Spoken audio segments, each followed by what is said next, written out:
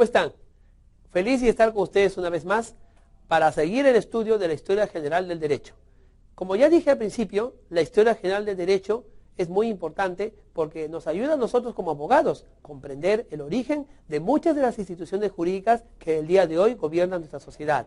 También es importante porque nos ayuda a comprender cómo se origina la ley y qué acontecimientos históricos puede hacer o pueden provocar que surja una ley. Es necesario entonces estudiar este curso y te animo entonces a que lo sigamos haciendo. Vamos con el tema número 2. El tema número 2 se relaciona con las fuentes de la historia del derecho. Cuando hablamos de fuentes de historia del derecho, estamos hablando también de las fuentes del derecho. Históricamente se le ha reconocido al derecho fuentes que se relacionan directa o indirectamente con la norma y con la ley. Vamos a ver en la diapositiva algunas de ellas y luego las vamos a explicar. Como puedes ver, en estas diapositivas se dividen las fuentes de la historia del derecho en dos grandes fuentes. La primera es conocida como la fuente creadora de derecho y la segunda es conocida como las fuentes históricas del derecho. Cuando hablamos de fuente creadora del derecho, nos estamos refiriendo a aquellas grandes fuentes que originan la ley y que originan la norma. La primera gran fuente que origina la norma, el derecho, es la ley. ¿Qué es la ley? La ley es una regla. Y la ley es una norma positiva que la da para ser ley un órgano debidamente reconocido por la sociedad y por el Estado como aquel que debe darlo. En los estados modernos, por ejemplo, el órgano del Poder Judicial no es la que da las leyes. El órgano del Poder Ejecutivo puede darlas con algunas excepciones. Será entonces el órgano legislativo, es decir, el Congreso de la República, que en otras partes del mundo se le conoce como Parlamento, el único necesario para dar normas positivas de obligatorio cumplimiento de rango de ley.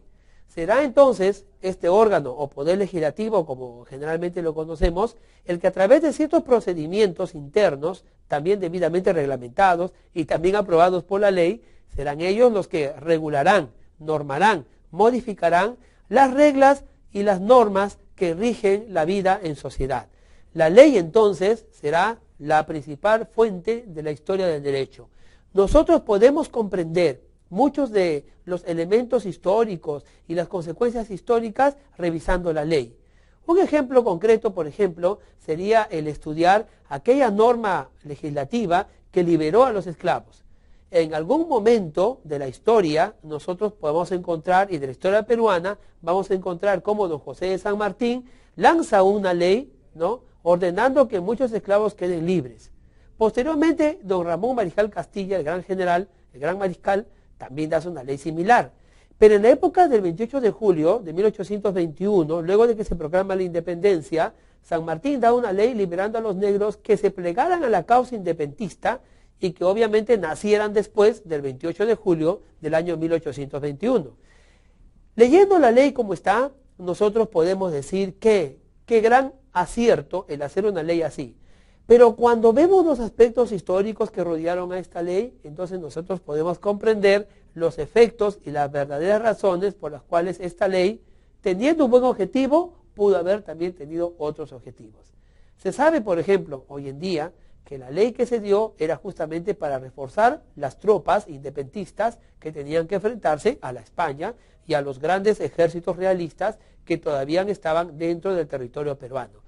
La guerra de la independencia entonces fue reforzada por estos esclavos que, huyendo de la esclavitud, se unieron a las tropas libertarias dentro de un concepto de libertad para el Perú y para el mundo criollo de aquella época. Entonces, esta ley, por ejemplo, nos da a nosotros una fuente de vasto conocimiento histórico acerca del derecho. No solamente la ley, entonces, será una fuente histórica del derecho. Tenemos también la costumbre. ¿Qué es la costumbre? La costumbre son los acontecimientos, los hechos, la actuación diaria de un mismo acto, valga la redundancia, que con el transcurso del tiempo se hace tan necesaria, se hace tan común, que obviamente se vuelve de obligatorio cumplimiento. Varios ejemplos pueden haber acerca a esto de la costumbre. Podemos citar, por ejemplo, algunas costumbres foráneas y muy de sociedad que el día de hoy tenemos. En algunas partes, por ejemplo, del Perú, cuando usted va a hacer una compra, siempre el que le vende, o sea, su caserito, le da a usted lo que nosotros llamamos la yapa. Entonces, La yapa se ha vuelto en una sana costumbre.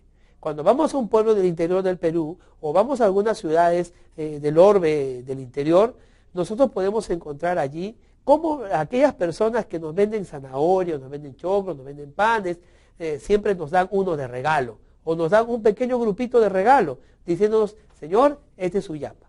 Bueno, no hay una ley que diga que nos tiene que dar esa llamada yapa. No hay una ley que diga que los obligue a ellos a ese desprendimiento voluntario. Sin embargo, se ha vuelto una costumbre. Se ha vuelto una costumbre y de esa manera, quizá en algún lugar alguien reglamente lo que es la yapa. No se ha logrado hasta ahora hacer eso, ¿no? Pero eso es un buen ejemplo de una costumbre social. Otro ejemplo que sí se hizo ley y que sí se hizo norma es, por ejemplo, si tomamos en cuenta el tema del precio FOB.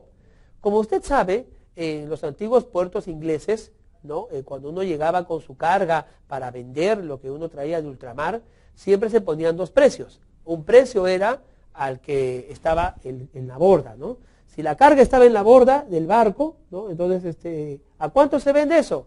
Al precio de borda, ¿no? Y si lo bajamos al puerto, no, ya cuesta más. ¿Pero por qué va a costar más, señor? Cuesta más porque tengo que contratar cargadores, tengo que contratar estibadores que me hagan el trabajo de bajarlo a puerto.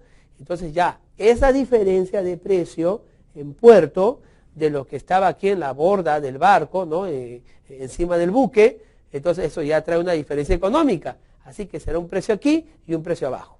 Así se trataba en aquel tiempo, así se comercializaba en aquel tiempo. Fíjese, hoy en día, como usted sabe, el famoso precio FOB, a nivel aduanero y extranjero y del comercio marítimo, es un concepto que se ha quedado para referirse a la diferencia de valor que hay entre un bien que se encuentra en el buque de aquel que ya está en aduanas.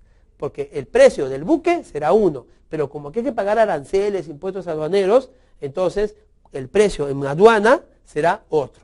Esa diferencia de precio se conoce entonces como el término FOB. ¿Qué pasó? Nada, lo que ocurrió es algo simple.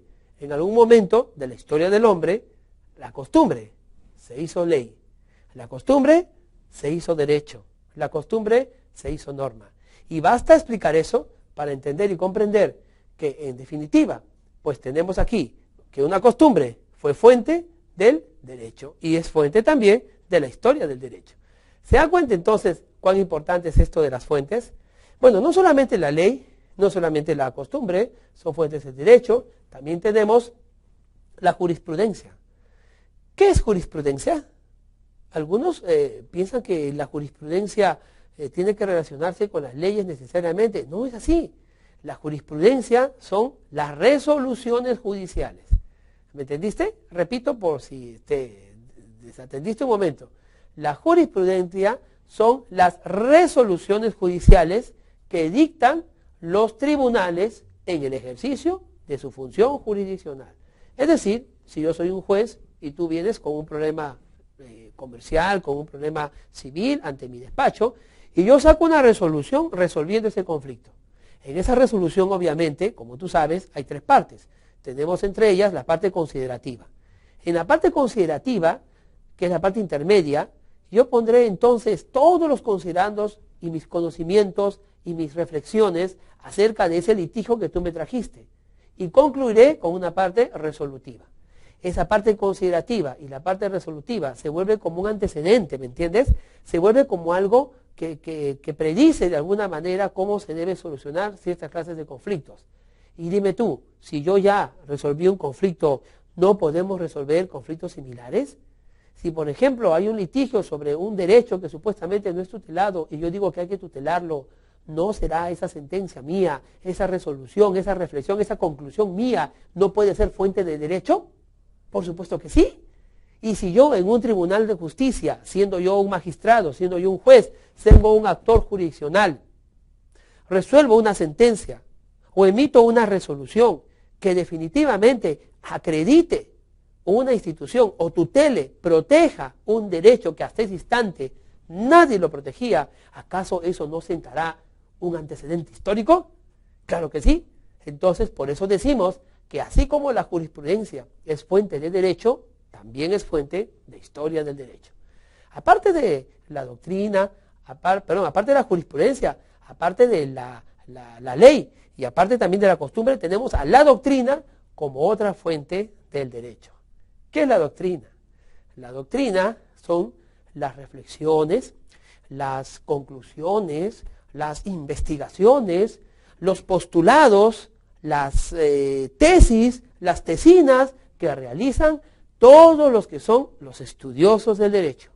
Los estudiosos del derecho son aquellas personas que, reconociendo la existencia de ciertos fenómenos sociales y reconociendo también la existencia de ciertas instituciones que hay que proteger y que hay que tutelar, entonces hacen una seria investigación acerca de ese elemento nuevo, de ese elemento jurígeno, y concluyen o llaman la atención mediante sus escritos, mediante sus conclusiones, sus investigaciones, de que es necesario proteger esta institución, tutelar este derecho, que es necesario modificar esta forma de ver, de solucionar conflictos, que es necesario hacer algunos cambios y que no podemos continuar con esta situación injusta, sino por el contrario, tenemos que cuidar y proteger ciertas instituciones jurídicas.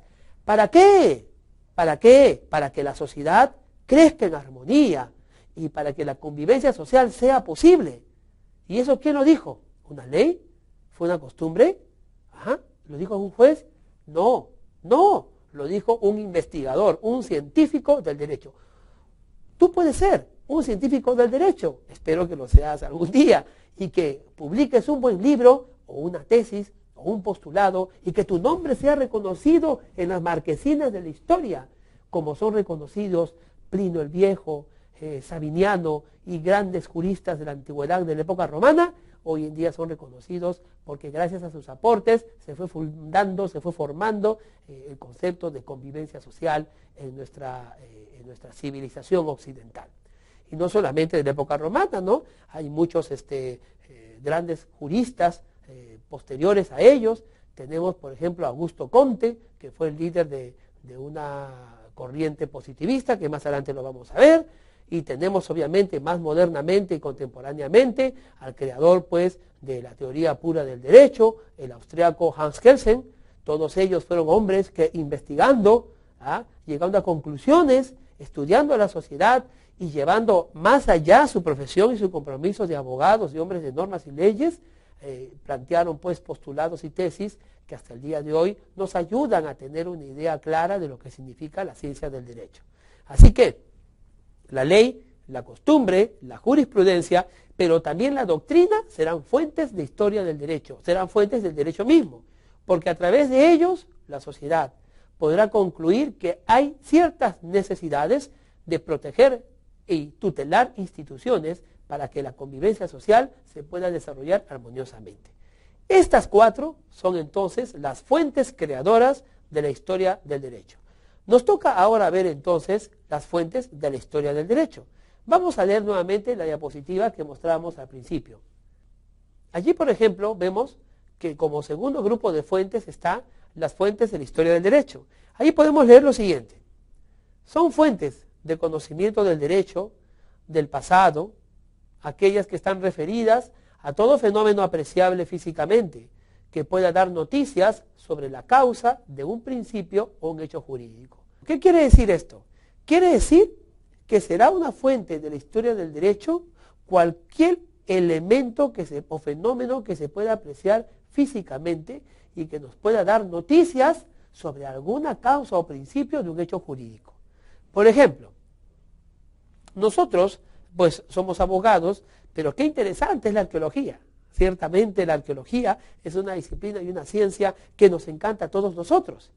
Cuando aquellos científicos descubren grandes ruinas, cuando aquellos científicos eliminan grandes paradigmas acerca del conocimiento que tenemos de las civilizaciones antiguas, no se nos encienden los ojos del interés para conocer y para saber y entender estos fenómenos. Imaginémonos aquellos arqueólogos descubriendo las pirámides, aquellos arqueólogos peruanos descubriendo al señor de Zipán. Imaginemos ese entusiasmo interno que hay por querer entender nuestro pasado y cómo nos quedamos nosotros asombrados de las grandes construcciones del imperio inca y las grandes construcciones de las antiguas civilizaciones. Muchos de esos conocimientos se han perdido para siempre. ¿Qué podemos nosotros aprender de los elementos físicos o de los elementos físicamente visibles que podemos encontrar por aquí arqueológicamente acerca del derecho? Podemos aprender mucho. Por ejemplo, volviéndonos un poco arqueólogos, pasemos a un segundo nivel de profesión. Si nos fuéramos todos arqueólogos, nosotros solamente encontraríamos en las cuevas de Altamira y en esas cuevas de la época de las cavernas pinturas rupestres. Y eso sería todo lo que nosotros podríamos decir.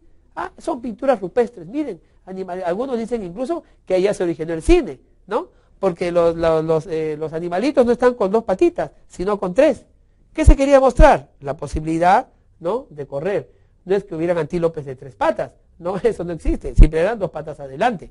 Entonces, estos temas de arqueología y estos hallazgos históricos a nosotros nos pueden pues hacer pensar, qué bonito, se encontró un hallazgo arqueológico allí, pero pregúntese usted, ¿qué consecuencia jurídica hay?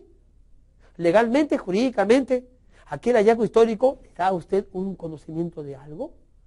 Fíjese, cuando encontramos al señor de Zipán, dio la vuelta al mundo. El señor de Zipán es uno de los emblemas de nuestro país, en el mundo entero. Aquel gran emperador Moche, de aquel imperio Moche que se opuso a la conquista de los incas y que le hizo mucha guerra. ¿Qué nos muestra a nosotros como abogados el hallazgo del señor de Zipán? Que había mucho oro, que le gustaban los garbanzos y las habas, porque sus collares son de garbanzos y habas de oro. ¿Será eso? Perdón, payares. No. Nos demuestra a nosotros los abogados que en la época del señor de Zipán había un estado. Es así, quizá un estado primigenio, quizá un estado primitivo, pero había un escalafón, había una dinámica organizativa de sociedad. Y si había una dinámica organizativa de sociedad, entonces había una gestión del poder. Y si había una gestión del poder, entonces estamos ante un Estado. Es decir, ante una autoridad que imponía ciertas normas y reglas de convivencia social. Útiles, ilícitas, para su momento, su lugar histórico y para ese pueblo determinado. Entonces, a nosotros como abogados nos interesa estas fuentes del derecho, de la historia del derecho, porque nos hace entender que definitivamente el hallazgo del señor de Zipán nos demuestra a nosotros la existencia de un escalafón social y de un orden social que definitivamente tenía el poder, a la norma y a la ley como una forma de administrar y gestionar la convivencia social. Claro, perdido en el pasado quizá porque no había pues escritura, pero hay otros elementos que se están investigando. Cuando vemos, por ejemplo, en las culturas antiguas, la cultura medo-persia, la cultura griega, la cultura babilónica, la cultura egipcia y obviamente la cultura romana, tanto Occidente como Oriente, nosotros podemos encontrar vestigios innumerables acerca de la existencia de orden social, de justicia, de tribunales, de respeto a ciertas instituciones, de la existencia en aquel entonces de instituciones de la familia, del Estado, de la sociedad, que eran tuteladas y protegidas por el gobierno. ¿Gobierno? Mejor dicho, por el Estado, que eran protegidas por el Estado. Entonces, fíjate tú la cantidad de pruebas para la historia del derecho que podemos encontrar en los temas arqueológicos. Aquellos documentos que de alguna manera están relacionados con el tema de la historia y de la historia del derecho serán para nosotros de un elemento invaluable. Tú sabes que en algún momento se encontró el código de Hammurabi tallado en unas piedras. Esa piedra contenía un código. Ahora, bueno, imagínese pues una serie de reglas en una piedra. O cuando encontraron en Egipto la piedra Rosetta, todos estos documentos escritos en diferentes formas de escritura, sea cuneiforme, sea jeroglífica, sea del tipo que sea, nos puede ayudar a nosotros a comprender la importancia de los sucesos históricos en relación con la historia del derecho. Dos entonces serán las fuentes de la historia del derecho, las fuentes creadoras y las fuentes propiamente de la historia. Vamos a leer una diapositiva donde hay una pequeña lectura para redondear el tema de esta comprensión. Bueno, en la diapositiva que estamos mostrándole a usted, tenemos pues aquellas pinturas rupestres que se encontraron en Altamira. Si nosotros acuciamos un poco la mirada, por favor, si acuciamos por ejemplo la mirada en la pintura que está detrás de las letras, podemos ahí ver bisontes, ¿no? Podemos ver cazadores, en los cuales vemos cierta organización. Un arqueólogo verá, ¿no? Verá allí un vestigio rupestre. Un pintor verá allí el origen de la pintura. Y quizás muchos cazadores verán también el inicio de las primeras estrategias de cómo cazar bisontes y antílopes. nosotros como abogados no solamente veremos eso. Por favor, fijémonos otra vez en silencio. Le doy unos cuantos segundos, por favor, para que usted vea en esa primera pintura, ¿qué ve usted? Bueno, es cierto que las letritas un poquito que no nos deja ver la pintura rupestre, pero ahí podemos ver un grupo de hombres con flechas a un extremo, que están disfrazados, ahí aparecen con cabeza de antílope, ¿no? Pero son máscaras que ellos se ponen para confundirse con el ganado, con la presa. Al otro lado vemos gente con lanzas y escudos, algo así como que están arreando a los antílopes. Y en la parte inferior podemos ver a uno con lanza que ya está a punto, ¿no?, de atravesar con la lanza a uno de los antílopes o uno de los bisontes. Bueno, vuelvan conmigo. ¿Qué vio usted? Lo que usted ha visto es una organización social. Lo que usted ha visto es una distribución de tareas dentro de una armonía donde se han establecido reglamentos, donde se han establecido papeles de acción. Eso pasa en una sociedad. Usted y yo, como abogados, no hemos visto simplemente un evento de cacería. Hemos visto también una organización social y un manejo del poder y de la autoridad. Y no solamente un manejo del poder y la autoridad, sino también hemos visto, lo que es más importante, un orden de cosas que nos pueden ayudar entonces a entender cómo era la sociedad en aquel entonces. Ahora, fijémonos en la misma diapositiva, fijémonos en la segunda imagen, que también se encuentra detrás de las letritas. Vamos a fijarnos por un segundo. ¿Qué cosa estamos viendo allí? Estamos encontrando la prueba de la existencia, ¿no?, de una civilización. Lo que contemplamos allí es los fardos funerarios. Bien, efectivamente, los fardos funerarios, ¿no?, nos acreditan y nos muestran la existencia de todo un conglomerado de cierto ritual que se tenía para poder encontrar acerca de los muertos. Muchos de los códigos antiguos, por ejemplo, que hemos encontrado son procedimientos de adoración a ciertos dioses. El código de Hammurabi incluso tiene allí ciertas normas de cómo debemos dirigirnos nosotros a un dios de la antigüedad, un dios persa. Entonces, los códigos y los reglamentos y lo físico que podamos encontrar de ellos serán pues fuentes de la historia del derecho. La diapositiva dice que tenemos como fuentes de la historia del derecho no solo la legislación, la doctrina, la costumbre y la jurisprudencia, sino también a los hallazgos, las pinturas rupestres, los aparatos de tortura de la Inquisición, por ejemplo. ¿Cuánto nos podría enseñar? ¿Sí o no? Claro que sí.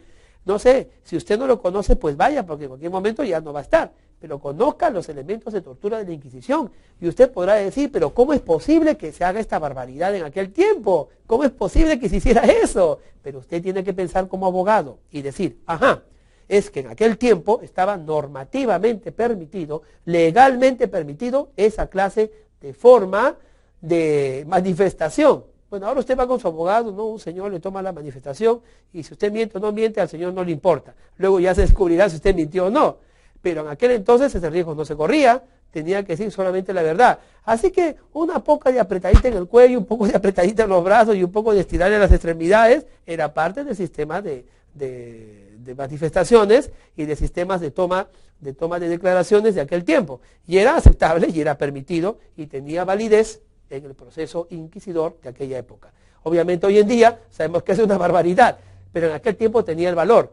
Entonces, el hallazgo de esos elementos de tortura, de todos esos elementos históricos, nos da una idea a nosotros, como abogados de esta época contemporánea, lo que en el futuro puede ocurrir y en lo que en el futuro puede pasar también si es que la legislación varía. Porque si la historia se repite, de repente hagamos que cosas malas no se repitan y aprendiendo de la historia del pasado, podemos como abogados defender las instituciones modernas. Ahora, un fardo funerario nos explica también un sistema, un escalafón, una existencia de rituales, o sea, reglamentos, para poder incluso entregar a los muertos. Nos habla de la concepción, ¿no?, de que ellos tenían acerca de a dónde van los muertos. Obviamente, entonces, eso tiene que ver con derechos sucesorios. ¿Usted sabía que había muchas culturas antiguas que consideraban que ciertos lugares le pertenecían a los muertos? Es así, que los muertos todavía tenían propiedad. Bueno, hoy en día usted y yo nos reiremos, ¿no?, que los muertos con propiedad, no, para eso están sus sucesores. Para eso están los herederos y para eso están los legatarios. Bueno, usted y yo nos reímos, pero en aquel tiempo, a ver si alguno de ellos, si usted se reía, Nada que ver, tenía que tener un respeto usted absolutamente a la propiedad de los muertos, porque habían propiedades que es de los muertos. Entonces, todos estos hallazgos históricos nos permiten a nosotros entender claramente la historia y entender claramente los fenómenos de la legislación. Finalmente, nos ayuda a entender el derecho del pasado. Y nos ayuda a entender el derecho del pasado porque a través de la comprensión del derecho del pasado, nosotros podemos vivir nuestra realidad. Y a través de la comprensión del derecho del pasado, nosotros podemos entender muchos de los conflictos sociales que en el pasado ocurrió. El conocimiento de estos hechos, el conocimiento de esta legislación, a nosotros nos prepara para lo que se viene, es decir, para enfrentar un cada vez mundo cambiante. Ahora, las fuentes de derecho también tienen otra clasificación. Veamos la diapositiva que sigue. En esta diapositiva usted podrá encontrar unas fuentes relacionadas también con el derecho, pero en este caso se les pone el nombre de fuentes directas y de fuentes indirectas. ¿Cuáles serían las fuentes directas de la historia del derecho? Son los códigos, los demás textos que nosotros podemos encontrar y que concretamente hablan de ideas legislativas que se vuelven normas vigentes en una determinada época. Usted sabía que en la antigüedad habían leyes religiosas, habían leyes, se mezclaban todas entre sí, no había una clarificación respecto a qué ley es una ley civil, qué ley es una ley religiosa, qué es una ley laboral. Ahora nosotros sabemos esas clasificaciones porque pedagógicamente y también porque es necesario hacerlo, hacemos esas clasificaciones. Pero en aquel tiempo se entendía muchas leyes, habían simplemente leyes reales que podían normar y que podían reglamentar todos los aspectos de la vida. Y no era conocida las diferenciaciones que hoy día científicamente ya hemos realizado y ya conocemos. Una ley dada por el rey, pues podía darse en todos los aspectos, incluso en los aspectos religiosos. Habían leyes en la antigua Medo-Persia que no podían ser cambiadas por los mismos leyes de Persia. Tenía que morirse ese rey para que el siguiente rey pudiera modificarlos. Habían también ciertas normas que se le llamaba leyes más inferiores, ¿no? No dadas por la realeza, por el rey, pero dadas por sus autoridades y también dadas por sus funcionarios. Todas estas leyes relacionadas con temas religiosos, con temas ritualistas, con temas de diferente índole, son consideradas como fuentes directas del derecho. ¿Por qué? Y son fuentes directas de la historia del derecho también. ¿Por qué? Porque son realmente leyes y normas directas. Son aquellas emitidas por el órgano facultado de aquel tiempo y según la organización social de aquel tiempo y que tienen fuerza de ley. Entonces las leyes antiguas serán también un anticipo y será una fuente de nuestro derecho moderno, de nuestro derecho actual y también de su historia. ¿No será usted, no se ha dado cuenta cuando ha estudiado algunos cursos de derecho que se dice en el Código de Procedimientos Penales de tal año, en el antiguo Código de tal siglo, en las normas del Consejo de Indias? ¿No ha escuchado usted eso? Pues bien, esa es una fuente directa del derecho. ¿Qué es una fuente indirecta del derecho? Vamos entonces nosotros a dar una mirada más a la diapositiva que estábamos viendo y vamos a ver que en la segunda parte se habla de las fuentes indirectas. Las fuentes indirectas, según la diapositiva, son los documentos de aplicación del derecho, la doctrina, que brinden datos para complementar el testimonio de las fuentes directas. ¿Qué cosas son? Entonces, estas fuentes indirectas son todos aquellos documentos de aplicación del derecho. Puede ser, por ejemplo, algunas memorias, puede ser algún historiador, puede ser algún tradicionalista o tradicionista que haya copiado o transcrito algunos casos que fueron solucionados en aplicación de ciertas normas directas. Puede ser que sea también el resumen o la información, ¿no?, de un hecho que ha sido solucionado por una norma vigente en una determinada época. Esos documentos nos pueden ayudar a entender cómo se formaba el derecho en aquel tiempo. En nuestro país, por ejemplo, cuenta con el Archivo General de la Nación. En el Archivo General de la Nación nosotros podemos encontrar documentos muy antiguos de la época republicana y también de la época virreinal. En estos documentos de la época virreinal y de la época republicana, nosotros podemos encontrar muchos de los actos jurídicos que en aquellos tiempos se realizaban. Y podemos encontrar, pues, ciertas formas de redacción, ciertas formas de aplicación, podemos encontrar ciertas formas de intervención que algunos en el pasado tenían por costumbre y por ley. Usted sabe que antiguamente en muchos documentos no era necesario que la esposa firme, solamente bastaba que firme el esposo. Quisiéramos saber qué piensan nuestras colegas abogadas de esa costumbre de la antigüedad. Sin embargo, un acto jurídico podía tener el valor siempre que el esposo vendiera, aunque la esposa ni se enterara. Este elemento, entonces, por ejemplo, estos documentos donde aparecen allí las transcripciones de todo esto, nos ayudan a entender cuál era la idiosincrasia y cuál era también la forma de actuar en aquel tiempo y cuál era la ley vigente. El Código Civil del 36 y los códigos más antiguos permitían ciertas cosas que obviamente hoy día nos parecen inaceptables. Las mismas constituciones, por ejemplo, tienen elementos que de alguna manera han ido evolucionando y mejorando para una mejor convivencia de la sociedad. Tenemos otras fuentes también. Tenemos en la diapositiva que sigue podemos encontrar las fuentes escritas y las fuentes no escritas. Bueno, no hay mucho que explicar aquí. Será fuente escrita aquel documento, código que de alguna manera esté escrito. Pero un momento, no vaya a imaginar que necesariamente esté escrito en español y en un libro bien forrado y bien empastadito que se lo entreguemos. No. Estamos hablando de fuentes escritas, es decir, las que fueran.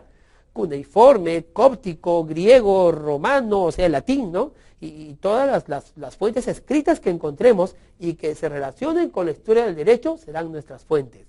Y las fuentes no escritas, bueno, serán aquellas que no están escritas, pero que se constituyen en elementos físicos y visibles que nosotros podemos encontrar y que nosotros podemos describir. Como, por ejemplo, nosotros negar la existencia de los tribunales en Roma, si es que no vayamos y vemos las grandes tribunas donde ellos defendían sus derechos. ¿Cómo podemos dudar nosotros del Senado, de la existencia de una organización política, cuando no solamente los anales de la historia romana nos muestran esto, sino también cuando encontramos sus construcciones y sus palacios donde ellos se reunían? Esto nos demuestra entonces la existencia de estos hechos históricos de derecho como ciertos. Tenemos también las fuentes extranacionales y las fuentes nacionales. Es decir, aquellos documentos escritos o aquellas pruebas no escritas o elementos físicos que podamos encontrar en otras partes del mundo y que hablarían de alguna manera de ciertos fenómenos de derecho que pasó en nuestro país. Las fuentes extranacionales y las fuentes nacionales serán también entonces una forma de fuente del derecho y de la historia del derecho. Este es el mundo de las fuentes de la historia del derecho. ¿Qué les ha parecido? Muy interesante, ciertamente. Jamás yo pensé que en una pintura rupestre pudiera encontrar fenómenos sociales y fenómenos jurídicos. Así que atisbemos mejor la vista, profundicemos en nuestra investigación y reconozcamos no solamente en la doctrina, la jurisprudencia, la ley y la costumbre, sino también en los elementos físicos, en los hallazgos arqueológicos, fuentes del derecho y sobre todo las fuentes de la historia del derecho, porque entenderlas, comprenderlas y percibirlas nos harán mejores abogados, mejores ciudadanos, mejores profesionales, y es lo que nosotros queremos. Yo espero ciertamente que este tema te haya gustado como me gustó a mí, te haya encantado como me encantó a mí, y que despierte a ti también el interés de hacer de ti un abogado de todas las profesiones. ¿Qué es la ley? La ley es una regla, y la ley es una norma positiva, que la da para hacer ley un órgano debidamente reconocido por la sociedad y por el Estado como aquel que debe darlo. En los estados modernos, por ejemplo, el órgano del Poder Judicial no es la que da las leyes. El órgano del Poder Ejecutivo puede darlas con algunas excepciones. Será entonces el órgano legislativo, es decir, el Congreso de la República, que en otras partes del mundo se le conoce como Parlamento, el único necesario para dar normas positivas de obligatorio cumplimiento de rango de ley. Será entonces este órgano o poder legislativo, como generalmente lo conocemos, el que a través de ciertos procedimientos internos, también debidamente reglamentados y también aprobados por la ley, serán ellos los que regularán, normarán, modificarán las reglas y las normas que rigen la vida en sociedad.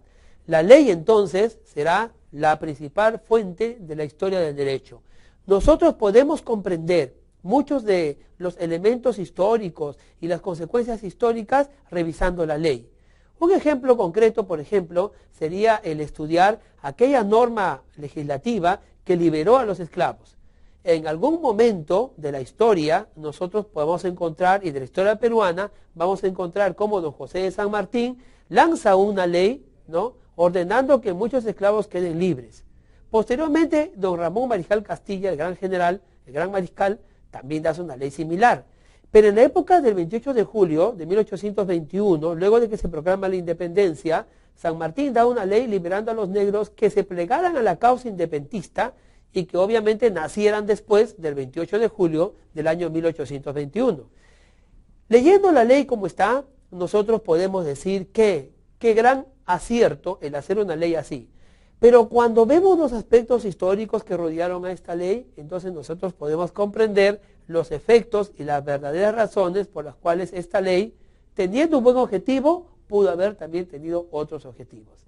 Se sabe, por ejemplo, hoy en día, que la ley que se dio era justamente para reforzar las tropas independentistas que tenían que enfrentarse a la España y a los grandes ejércitos realistas que todavía estaban dentro del territorio peruano. La guerra de la independencia entonces fue reforzada por estos esclavos que, huyendo de la esclavitud, se unieron a las tropas libertarias dentro de un concepto.